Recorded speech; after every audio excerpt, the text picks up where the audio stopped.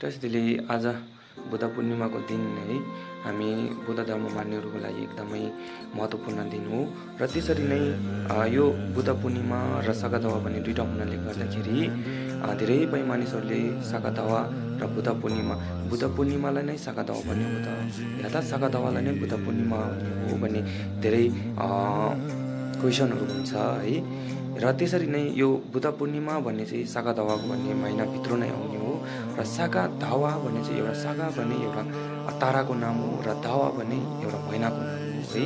र सागादावा चाहिँ यति साह्रो हामी बुद्ध धर्म मान्नेहरूको लागि किन चाहिँ यति साह्रो महत्त्वपूर्ण भयो, कसरी महत्त्वपूर्ण भयो, के कारणले यति साह्रो महत्त्वपूर्ण भयो भन्ने यो सागादावा महिनाभित्रमै जुन चाहिँ पूर्णिमाको दिन आजभन्दा 2570 साल अघि जुन चाहिँ गौतम बुद्ध उहाँको आमा माया देवीको कोखबाट यो संसारमा जन्म लिनुभएको पनि सागादावाको महिना जुन चाहिँ पूर्णिमाको दिनै हो। र त्यसरी नै बोधगयामा बौद्ध ज्ञान प्राप्त गर्नुभएको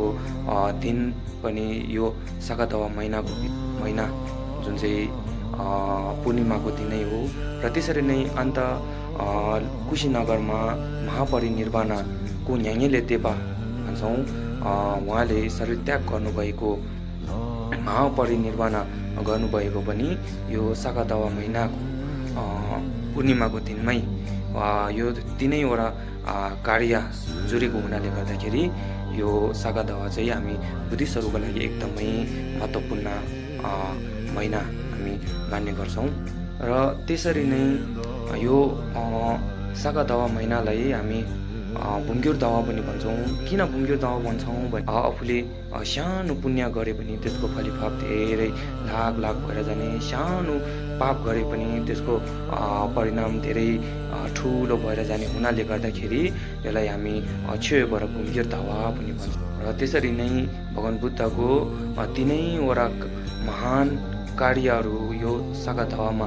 जुडेको हुनाले गर्दा उहाँ संसारमा जन्म लिनुभएको र बोधि ज्ञान प्राप्त गर्नुभएको र त्यसरी नै महापरिनिर्वाण गर्नुभएको पनि यो तिनैवटा कार्य यो